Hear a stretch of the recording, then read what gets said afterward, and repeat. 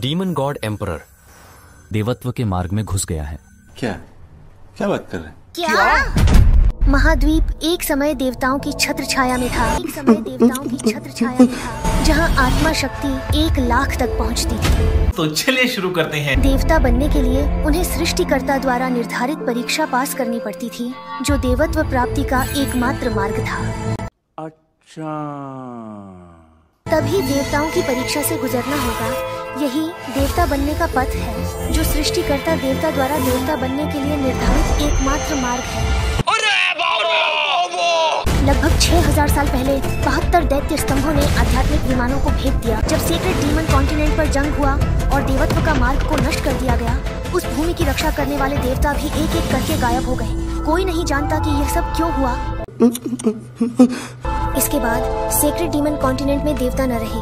मेरे दैवीय स्वरूप को छोड़कर केवल देवताओं की अवशिष्ट शक्ति और उनकी छाया शेष बची, और डीमन गॉड एम्परर किसी कारणवश मेरे माध्यम से देवता बनने के मार्ग में प्रवेश कर पाया। ये कैसे हो गया है? एक बार वह देवत्व के मार्ग को पूरा कर ले तो वह अकेला इस दुनिया का भगवान बन जाएगा। तब बस सिर्फ उसी का नियम होगा। उस समय किसी भी प्रकार का विरोध बेकार होगा।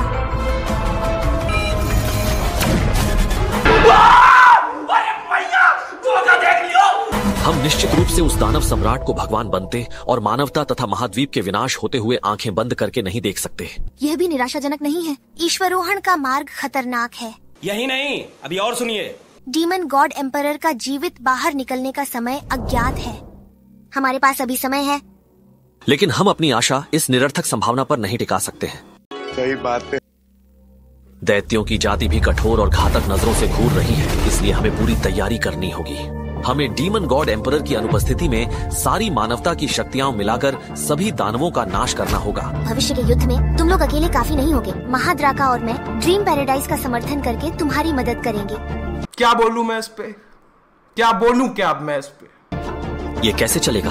अगर तुम चले गए तो ड्रीम पैराडाइज का क्या होगा? मैं अब दैवीय स्थिति में नहीं हूँ।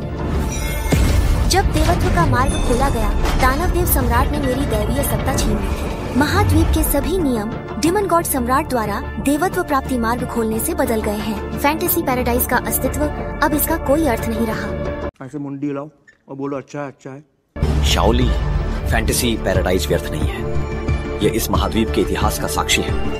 ये सब जानते हैं। हम इस महाद्वीप को आक्रामकों से सुरक्षित रखेंगे। शाबाश बेटा। मेरा मानना है कि यही प्राकृतिक देवी हमें प्रतीक्षा करने का अर्थ समझाती है। फैंटेसी पैराडाइज और महाद्वीप निश्चित रूप से साथ साथ बने रहेंगे या नाश हो जाएंगे।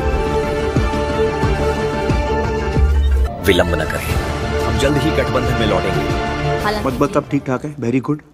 हालांकि ड्रीम पैराडाइज हमारे साथ हो सकता है, फिर भी हमारी युद्ध शक्ति और दैत्य जाति की ताकत में बड़ा अंतर है। इसलिए हमें एक बार पवित्र नगर वापस जाना होगा, किसी से मिलने के लिए।